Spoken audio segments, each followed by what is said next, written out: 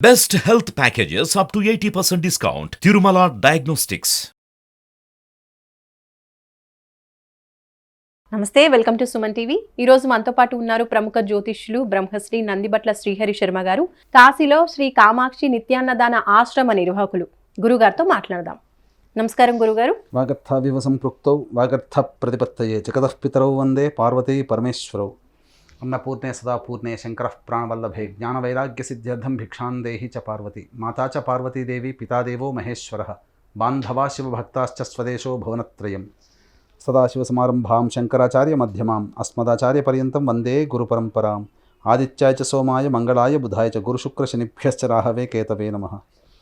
శృంగేరి జగద్గురు పీఠాధిపతులు శ్రీ శ్రీ శ్రీ భారతీ తీర్థ మహాస్వాముల వారికి, శ్రీ శ్రీ శ్రీ విధుశేఖర భారతీ తీర్థ మహాస్వాముల వారికి, కంచి కామకోటి పీఠాధిపతులు శ్రీ శ్రీ శ్రీ విజయేంద్ర సరస్వతి మహాస్వాముల వారికి ప్రణామములు తెలియజేసుకుంటూ కార్యక్రమాన్ని ప్రారంభిద్దాం. గురుగారు, మరి ఈరోజు వృశ్చిక రాశి వారికి ఈ సంవత్సరం అంతా కూడా ఏ విధంగా ఉండబోతోంది? పరిస్థితులు అనుకూలించాలి అంటే వాళ్ళు ఎటువంటి పరిహారాలు పాటించాలో తెలియజేయండి. ముందుగా సుమన్ టీవీ ప్రేక్షకులకి 2024 సంవత్సరం ఆంగ్ల నూతన సంవత్సర శుభాకాంక్షలు తెలియజేసుకుంటూ, ఈ 2024 సంవత్సరంలో వృశ్చిక రాశి వారికి ఏ విధంగా ఉండబోతుంది, మంచి చెడు విషయాల గురించి క్లుప్తంగా తెలియజేసుకుందాం. ఇక గమనించుకున్నట్లయితే చాలామందికి ప్రేక్షకులకి సందేహం ఉంటుంది. పంచాంగ శ్రవణం అన్నప్పుడు రాశుల ఫలితాలు ఉగాది టు ఉగాది చెప్పుకుంటారు కదా, మరి జనవరి నుంచి చెప్పుకునే ఆచారం మనకు లేదు కదా అని అంటుంటారు. ధర్మశాస్త్రం ఏం చెప్పబడుతుందంటే, ప్రపంచమంతా ఒక విషయమై ఆమోదయోగ్యం ఒకే విషయమై చెప్పబడితే అది కూడా శాస్త్ర సమ్మతమే అని చెప్పబడుతుంది. కాబట్టి ప్రపంచమంతా కూడా జనవరి 1వ తారీఖు నుంచి డిసెంబర్ 31వ తారీఖు వరకు కూడా నూతన సంవత్సరంగా చెప్పబడుతున్నప్పుడు మనం కూడా ఈ యొక్క గ్రహాల యొక్క స్థితిగతులను బట్టి జనవరి 1వ తారీఖు నుంచి డిసెంబర్ 31వ తారీఖు వరకు ఈ 2024 సంవత్సరంలో వివిధ రాష్ట్రాల వారికి ఏ విధమైనటువంటి ఫలితాలు కలుగుతాయనేటువంటి విషయాన్ని మనం తెలియజేసుకుందాం. ముందుగా నవగ్రహాల్లో అత్యంత దీర్ఘకాలిక గ్రహాలైనటువంటి గురువు, శని, రాహుకేతుల యొక్క ప్రభావం చూసుకున్నట్లయితే, గురువు ఒక్కొక్క రాశిలో సంవత్సరం పాటు సంచారం, శని 2.5 సంవత్సరాల పాటు ఒక రాశిలో సంచారం, రాహుకేతులు 1.5 సంవత్సరాల పాటు ఒక్కొక్క రాశిలో సంచారం చేస్తుంటారు. ప్రస్తుతం ఈ 2024 సంవత్సరానికి మనము ఈ యొక్క గ్రహాల యొక్క సంచార ప్రభావాన్ని దృష్టిలో పెట్టుకొని, ఈ మేజర్గా గురు, శని, రాహుకేతుల యొక్క ప్రభావమే 12 రాశుల మీద కూడాను ప్రభావం చూపుతుంది. కాబట్టి ఈ యొక్క రాశుల వారికి ఏ విధమైనటువంటి ఫలితాలు ఉంటాయని ఈ యొక్క గ్రహాల యొక్క స్థితిగతులను బట్టి మనం తెలియజేసుకుందాం. ముందుగా ఈ యొక్క గ్రహాల యొక్క సంచారాన్ని మనం 3 టైం జోన్స్గా మనం పెట్టుకున్నట్లయితే, టైం 1లో 1 జనవరి నుంచి 2 మే వరకు కూడాను గురువు మేషరాశిలో, తదనంతరం 2 మే నుంచి డిసెంబర్ వరకు కూడా వృషభ రాశిలో గురు సంచారం జరుగుతూ, శని ఈ సంవత్సరం అంతా కూడాను కుంభరాశిలో సంచారము, రాహుకేతులు మీన కన్యా రాశిలో ఈ సంవత్సరం అంతా కూడా సంచారం జరుగుతున్నటువంటి కారణం చేత వృశ్చిక రాశి వారికి ఏ విధమైనటువంటి ఫలితాలు కలుగుతాయనే విషయాన్ని మనం తెలియజేసుకుందాం. ముందుగా గమనించుకున్నట్లయితే 1 జనవరి నుంచి 2 మే వరకు కూడాను వృశ్చిక రాశి వారికి గురువు 6వ స్థానంలో సంచారం చేస్తున్నటువంటి కారణం చేత ప్రధానంగా ధనపరమైనటువంటి సమస్యలు పెరిగేటువంటి అవకాశాలు ఉంటాయి, శత్రు సమస్యలు పెరిగేటువంటి అవకాశాలు ఉంటాయి, చిన్నపాటి అనారోగ్య సమస్యలు కూడా వచ్చేటువంటి అవకాశాలు ఉంటాయి. అట్లాగే రుణ సమస్యలు, అనగా డబ్బుకి సంబంధించి కొరత ఏర్పడి రుణము చేయాల్సిన పరిస్థితి అయినా, లేదా మనం ఎవరైనా కానీ డబ్బు అడిగినట్లయితే మన చేతిలో ఉన్నటువంటి డబ్బునిచ్చి తిరిగి పొందలేకపోవడం కానీ జరుగుతూ ఉంటుంది. కాబట్టి ఈ 2 మే వరకు కూడా జాగ్రత్తలు పాటించాల్సినటువంటి పరిస్థితి, ముఖ్యంగా ఆరోగ్య సమస్యలు.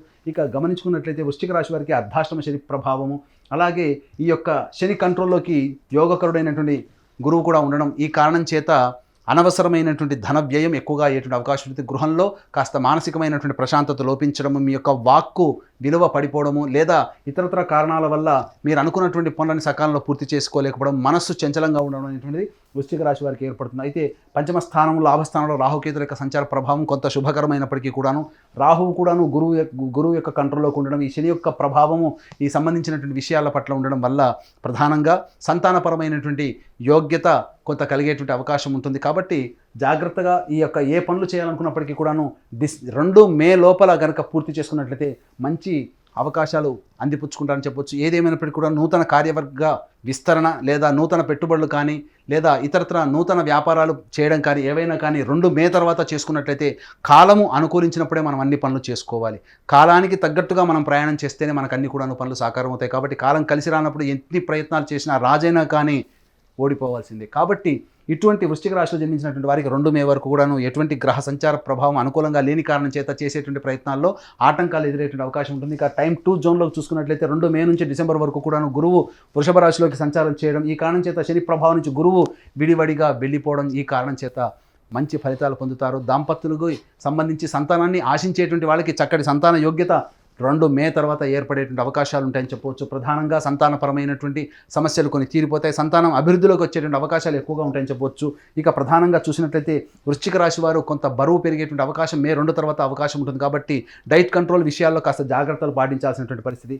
గమనించుకున్నట్లయితే ధనపరమైనటువంటి సమస్యలు ఏమైనప్పటికీ కూడా 2 మే తర్వాత చక్కగా యోగించే అవకాశం, స్పెక్యులేషన్ రంగంలో ఉన్నటువంటి వారికి అనుకున్న దానికంటే ఊహించిన దానికంటే ఎక్కువగా రాబడి రావడం, వ్యాపార రంగంలో ఉన్నటువంటి వారికి అనుకూలమైనటువంటి సమయంగా చెప్పవచ్చు. ప్రధానంగా ఆహార ఉత్పత్తులు కావచ్చు, బంగారు వ్యాపారస్తులు కావచ్చు, స్కూల్ యాజమాన్యం, కళాశాల యాజమాన్యం కావచ్చు, అలాగే FMCG రంగంలో ఉన్నటువంటి వారికి ఆహార సంబంధమైనటువంటి ఏ వృత్తిలో ఉన్నటువంటి వారికి అయినప్పటికీ కూడాను మే 2 నుంచి వృశ్చిక రాశి వారికి అనుకూల యోగ్యత అనేటువంటిది ప్రభావంగా ఉండడం, ప్రధానంగా ఉండడం, ఈ కారణం చేత అన్ని రకాలుగా చక్కటి శుభ ఫలితాన్ని పొందుతారని చెప్పవచ్చు. అలాగే ఇతరుల నుంచి రావాల్సినటువంటి డబ్బు ఏదైతే ఉంటుందో అవన్నీ కూడాను మే 2 తర్వాత మీరు వసూలు చేసుకోగలుగుతారు. సోదరుల మధ్య ఉన్నటువంటి విభేదాలు తొలగిపోయి ఆనందకరమైనటువంటి జీవితాన్ని కలుగుతారు. అలాగే 21 అక్టోబర్ తర్వాత నూతన వ్యక్తుల యొక్క పరిచయ ప్రభావం మీ జీవితాన్ని మలుపు తిప్పబోతుంది. అలాగే టైం 3 జోన్లో చూసుకున్నట్లయితే 21 అక్టోబర్ 24 నుంచి 31 డిసెంబర్ వరకు కూడాను కుజుడు అనుకూలంగా ఉండేటువంటి సమయం. రాష్ట్రాధిపతి అయినటువంటి కుజుడు 9వ స్థానంలో స్థితి పొంది ఉండి తృతీయ స్థానం మీద ఉండడం కారణం చేత ప్రధానంగా రాజకీయ రంగంలో ఉన్నటువంటి వారికి మంచి పదవి వృశ్చిక రాశిలో ఉన్నటువంటి వారికి లభించబోతుంది. కాబట్టి అటువంటి సమయం కోసం వేచి చూడండి. మీ యొక్క ప్రయత్నాలు ఏవైతే రాజకీయ రంగంలో ఉన్నటువంటి వాళ్ళు ఉంటారో ఆ ప్రయత్నాలన్నీ కూడాను మే 2 తర్వాత ప్రయత్నం చేసినట్లయితే అక్టోబర్ కల్లా మీకు సాకారం అవుతుంది. అలాగే రియల్ ఎస్టేట్ రంగంలో ఉన్నటువంటి వారికి మే 2 తర్వాత చేసేటువంటి నూతన ప్రాజెక్ట్స్ ఏవైతే ఉంటాయో అవన్నీ కూడా కార్యరూపం దాల్చి దానికి సంబంధించినటువంటి లాభాల్ని 21 అక్టోబర్ తర్వాత మీరు పొందుతారు. కాబట్టి వృశ్చిక రాశి వారికి ఏ తర్వాత చెప్పొచ్చేది ఏంటంటే అన్ని రంగాల్లో ఉన్నటువంటి వారికి మే 2 వరకు కూడా కాస్త ప్రధానంగా జాగ్రత్తలు పాటించి మే 2 తర్వాత చేసేటువంటి ప్రయత్నాల్లో ఆటంకాలన్నీ తొలగిపోతాయని చెప్పొచ్చు. అయితే ప్రధానంగా వృశ్చిక రాశి వారికి న్యాయవాద సంబంధించినటువంటి విషయాలు ఏవైతే ఉంటాయో కోర్టు అనుకూలంగా తీర్పు రాకపోవడం అనేటువంటిది మే 2 వరకు జరుగుతుంది. కాబట్టి కాస్త ఆచితూచి స్పందించేటువంటి కనుక ఆలోచనలు కనుక చేసుకున్నట్లయితే మంచి శుభ ఫలితాలు పొందుతారు. గురువు యొక్క ప్రభావం జాతకం మీద ఉండడం ఈ కారణం చేత ప్రధానంగా మీ సంఘంలో పేరు ప్రతిష్టలు అనేటువంటివి ఈ సంబంధించినటువంటి 2 మే తర్వాత పెరిగేటువంటి అవకాశం ఉంటుంది. సినిమా రంగంలో ఉన్నటువంటి వారికి అవకాశాలు అంతంత మాత్రంగానే ఉంటాయి. కానీ 21 అక్టోబర్ నుంచి డిసెంబర్ వరకు కూడాను వచ్చేటువంటి ప్రాజెక్టుల యొక్క ప్రభావం మీ జీవితాన్ని మలుపు తిప్పి మిమ్మల్ని గొప్ప స్థితిలోకి తీసుకువస్తుందని చెప్పొచ్చు. వ్యాపార రంగ విస్తరణలకు సంబంధించింది కావచ్చు. ఏది ఏమైనప్పటికీ కూడాను ఈ యొక్క వృశ్చిక రాశి వారికి యోగదాయకమైనటువంటి కాలంగా చెప్పవచ్చు. అయితే అర్ధాష్టమ శని ప్రభావం కూడా కొంత వెంటాడుతుండడం ఈ కారణం చేత మానసికమైనటువంటి ప్రధానంగా మానసికమైనటువంటి సమస్య అంటే ఏంటి, ప్రశాంతత లేకపోవడము, గృహంలో చిక్కులు ఎక్కువగా ఉండడం ఇవన్నీ కూడాను జరుగుతాయి. కాబట్టి దానికి సంబంధించినటువంటి పరిహారాలు దైవానుగ్రహాన్ని పొందే ప్రయత్నం చేసుకుంటే మంచి జరుగుతుంది.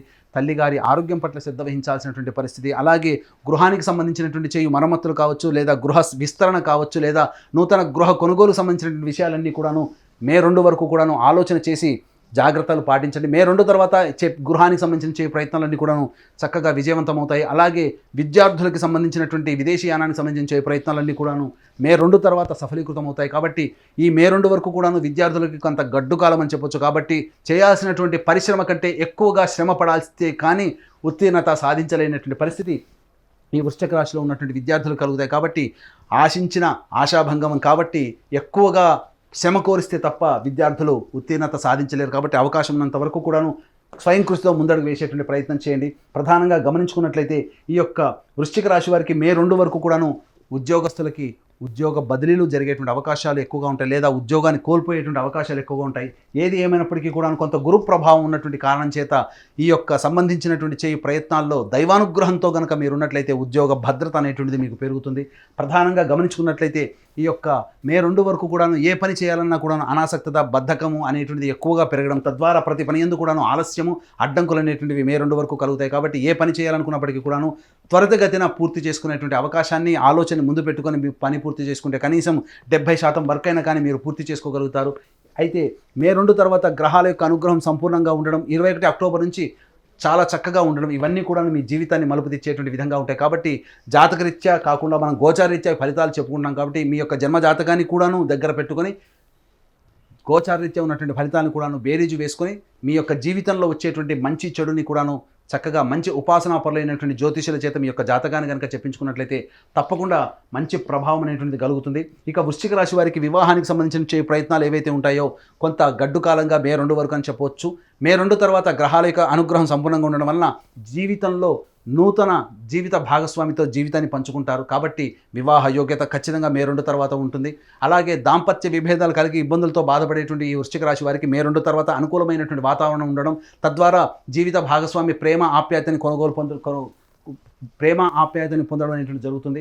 అలాగే భాగస్వాముల మధ్య విభేదాలు ఉన్నప్పటికీ కూడా మే 2 తర్వాత ఆ పురపచ్చాలన్నీ తొలగిపోయి చక్కటి ఒక అనుకూలమైనటువంటి వాతావరణంలో మీరు ఉంటారని చెప్పొచ్చు. కాబట్టి అవకాశం ఉన్నట్లయితే తప్పకుండా దైవానుగ్రహంతో కూడుకున్నటువంటి ప్రయత్నాలతో మీరు ముందడుగు వేసినట్లయితే ఈ యొక్క 2024 సంవత్సరం అంతా కూడాను శుభదాయకంగా ఉంటుందని చెప్పవచ్చు. ఇంకా ఏ దైవాన్ని ఆరాధించడం వల్ల వృశ్చిక రాశి వారికి ఈ సంవత్సరం అంతా కూడా అనుకూలంగా ఉండే అవకాశం ఉందంటారు? వృశ్చిక రాశి వారు ప్రధానంగా సుబ్రహ్మణ్య స్వామి ఆరాధనని చేయాలి. ప్రతిరోజు కూడాను రోజుకి 3 సార్లు సుబ్రహ్మణ్య భుజంగ స్తోత్రాన్ని పారాయణం చేసుకొని కనుక ముందుకు వెళ్ళినట్లయితే అనుకూలమైనటువంటి వాతావరణాన్ని మీరు పొందుతారు. అలాగే ప్రతి గురువారం రోజున దత్తాత్రేయ ఆరాధన చేసుకున్నా, లేదా ప్రతిరోజు దత్తాష్టకం కాలభైరవాష్టకం రోజుకు 3 సార్లు, సుబ్రహ్మణ్య భుజంగ స్తోత్రం 3 సార్లు పారాయణం చేసుకున్నట్లయితే ఈ సంవత్సరం అంతా కూడా వచ్చేటువంటి ఆటంకాలు ఏవైతే ఉంటాయో అవన్నీ కూడాను తొలగిపోతాయని చెప్పవచ్చు. అట్లాగే ప్రతి మనిషికి కూడాను పాత సంవత్సరం ఉన్నటువంటి ఫలితాల నుంచి కొత్త సంవత్సరంలో గొప్ప జీవితాన్ని ప్రారంభించాలనుకుంటారు. అనుకున్నటువంటి పనులన్నీ కూడా 2024 సంవత్సరంలో పూర్తి చేసుకోవాలనేటువంటి ఆలోచన ఉంటుంది. కాబట్టి మానవుడు ఎంత ప్రయత్నించినప్పటికీ కూడాను రవ్వంత దైవానుగ్రహాన్ని పొందే ప్రయత్నం చేయాలి. కాబట్టి ఇటువంటి దైవానుగ్రహం కోసం మీ యొక్క సంకల్పం నెరవేరడం కోసం ప్రతి నెల సంకల్ప సిద్ధి హోమాలు మా పీఠం ఆధ్వర్యంలో జరపబడుతున్నాయి. 21 రోజుల పాటు ప్రతి నెల 21 రోజుల్లో జరుగుతాయి.